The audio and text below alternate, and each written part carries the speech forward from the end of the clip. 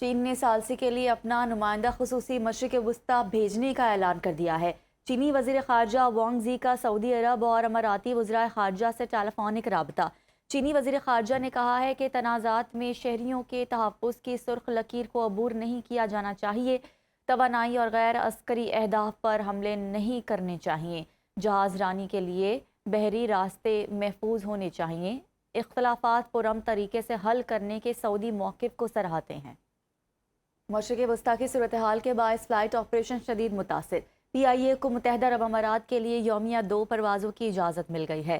ادھر سعودی ایئر نے پشاور ایئرپورٹ کے لیے پروازوں کو 6 مارچ تک معطل رکھنے کا اعلان کیا ہے، جبکہ یورپ اور کینیڈا کی فلائٹس ایرانی فضائی حدود کی بندش کے بعد افغانستان پھر تاجکستان سے ہو کر جا رہی ہیں۔ ایمریٹس ایئر لائن نے دبئی سے جانے والی پروازوں کو 7 مارچ تک معطل کرنے کا فیصلہ کیا ہے۔ ایئر عربیہ کی پروازیں 9 مارچ تک معطل رہیں گی۔ کئی غیر ملکی ایئر لائنز اپنے شہریوں کو یو اے ای سے انخلاء کے لیے خصوصی پروازوں کو چلا رہی ہیں۔ ایران یو اے ای کشیدگی کے دوران پھنسے سیاحوں کے لیے بڑا ریلیف، اوور سٹے جرمانے معاف کرنے کا اعلامیہ جاری۔ متحدہ عرب امارات نے فضائی حدود کی بندش سے متاثر مسافروں کے لیے زائد قیام جرمانے معاف کرنے کا اعلان کر دیا۔ سیاحتی ویزے پر موجود یا رہائشی ویزا منسوخ کر چکے وہ افراد جو فلائٹس معطل ہونے کے باعث روانہ نہ ہو سکے، انہیں جرمانہ ادا نہیں کرنا پڑے گا۔ وفاقی اتھارٹی برائے شناخت شہریت، کسٹمز اور پورٹس سیکیورٹی کے مطابق استثناء 28 فروری 2026 یا اس کے بعد عائد ہونے والے جرمانوں پر لاگو ہوگا۔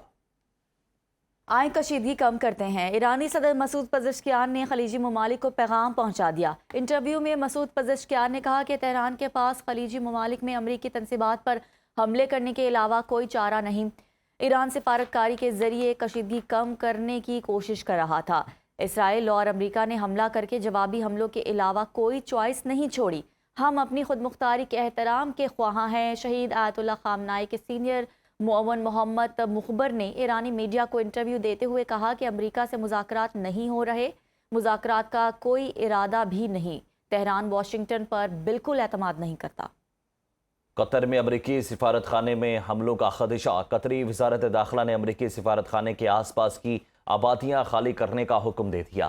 قطری حکومت نے دارالحکومت دوحہ میں امریکی سفارت خانے کے اطراف رہنے والے شہریوں کو عارضی طور پر محفوظ مقامات پر منتقل کرنا شروع کر دیا ہے۔ قطر کی وزارت داخلہ کے مطابق یہ اقدام عوامی سلامتی کو برقرار رکھنے کے لیے احتیاطی تدابیر کے طور پر کیا جا رہا ہے۔ حکام کا کہنا ہے کہ متاثرہ رہائشیوں کے لیے مناسب و متبادل رہائش کا بھی انتظام کیا گیا ہے۔ قطری وزارت داخلہ کے مطابق یہ تمام اقدام ممکنہ خطرات سے بچاؤ اور شہریوں کے تحفظ کو یقینی بنانے کے لیے کیے جا رہے ہیں۔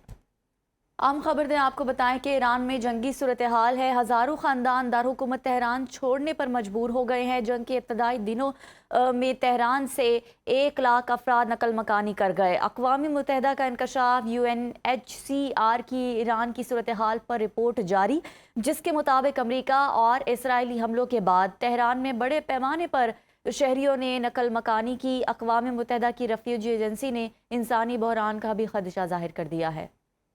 روسی صدر ولادیمیر پوٹن نے کہا کہ ایران جنگ کے باعث توانائی کی قیمتوں میں اضافے کے بعد روس یورپ کی گیس سپلائی روکنے پر غور کر سکتا ہے۔ اپنے بیان میں انہوں نے کہا کہ یورپی یونین روسی گیس اور LNG پر پابندی لگانا چاہتی ہے۔ پوٹن نے کہا کہ روسی گیس اور تیل پر پابندیاں لگیں تو روس کے لیے دیگر منڈیوں کا رخ کرنا فائدہ مند ہو سکتا ہے۔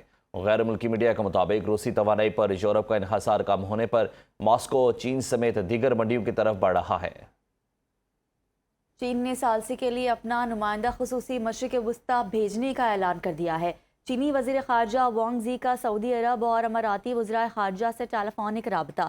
چینی وزیر خارجہ نے کہا ہے کہ تنازعات میں شہریوں کے تحفظ کی سرخ لکیر کو عبور نہیں کیا جانا چاہیے، توانائی اور غیر عسکری اہداف پر حملے نہیں کرنے چاہیے، جہاز رانی کے لیے بحری راستے محفوظ ہونے چاہیے، اختلافات پرامن طریقے سے حل کرنے کے سعودی موقف کو سراہتے ہیں۔